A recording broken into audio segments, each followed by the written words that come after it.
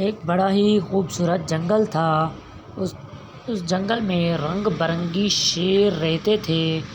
वो सभी शेर जादुई शक्तियों वाले थे। हर किसी में अलग ही शक्तियाँ थी। किसी में अग्नि की शक्तियाँ थी, तो किसी में जल की शक्तियाँ थी, तो किसी में वायु की शक्तियाँ थी, तो किसी में जल की शक्तियाँ थी, तो किसी में आग के गोले बरसाने की शक्तियाँ थी। उन उन सब का एक राजा था उन सब का एक राजा था जो अद्भुत सफ़ेद शेर था। वो किसी भी शेर की शक्तियाँ इस्तेमाल कर सकता था। उस जंगल में कोई ऐसा नहीं था जो उसकी शक्तियों को चुनौती दे सके।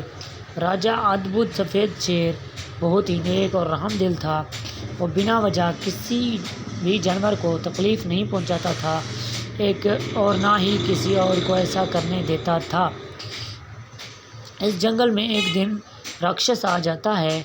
वो राक्षस बहुत ही ख़तरनाक था और आते ही जंगल में हाहाकार मचा देता है। जानवर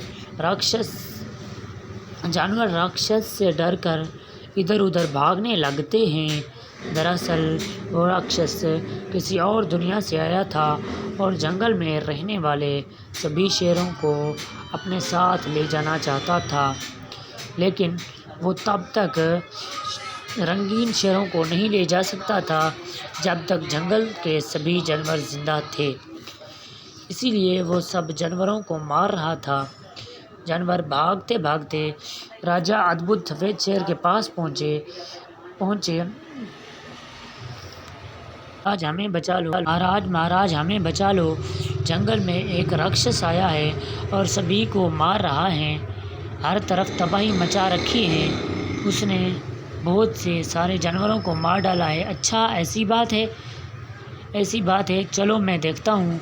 उस राक्षस को राजा अद्भुत सफ़ेद शेर लड़ने के लिए निकल पड़ता है। उस राक्षस से लड़ने के लिए निकल पड़ता है और जल्दी ही उस राक्षस के पास पहुँच जाता है।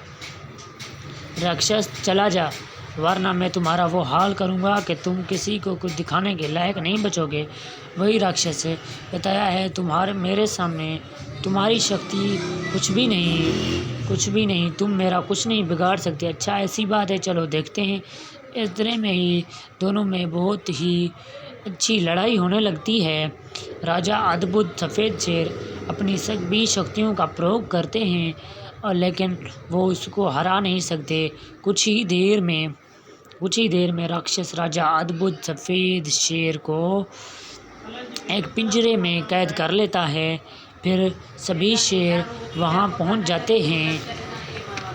एक शेर बोलता है, हमारे राजा को छोड़ दो, वरना हम तुमको अपनी शक्तियों से भस्म कर डालेंगे।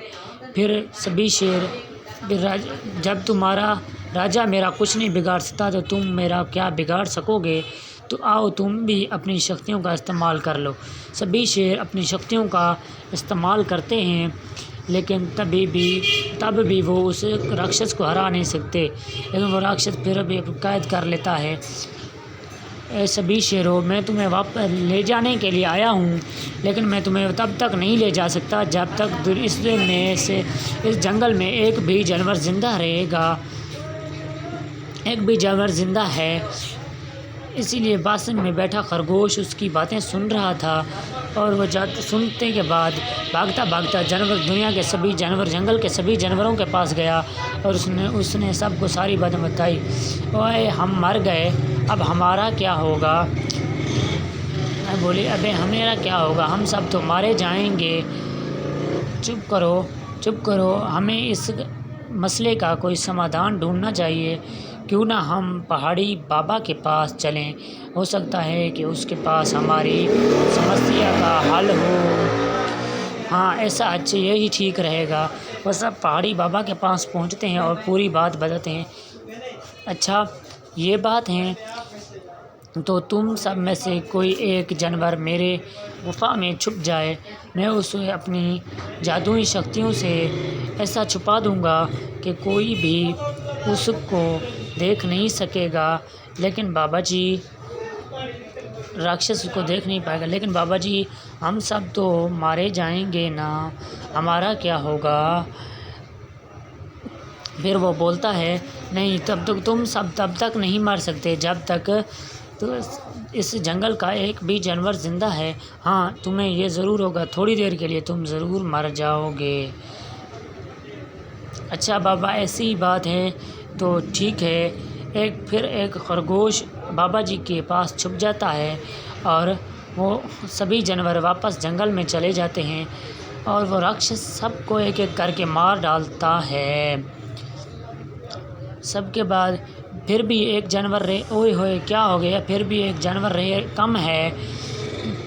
लेकिन वो फिर भी ये क्या हो रहा है मेरे साथ, मैं सभी शेरों को कैसे ले जाऊंगा? अभी भी एक जानवर रहता है और वो राक्षस ऐसे करते करते सभी जंगल का चप्पा चप्पा छान मारता है, लेकिन वो जानवर उसे कभी नहीं मिलता। अब वो अपनी शक्तियों से भी उसको ढूंढने की कोशिश करता है, लेकिन वो कभी उसको ढूंढ नहीं पाता। थक हार कर वो वापस चला जाता है, जो राक्षस वापस चला जाता है और उसके बाद सभी शेर आज़ाद हो जाते हैं और जंगल में रहने वाले जानवर सभी फिर से ज़िंदा हो जाते हैं। दोस्तों, अगर आपको हमारी वीडियो अच्छी लगी हो तो हमारे चैनल को सब्सक्राइब और बेल आइकन को प्रेस कर दीजिए ताकि ऐसी नई आने वाली वीडियोज़ आप तक पहुंचती रहें।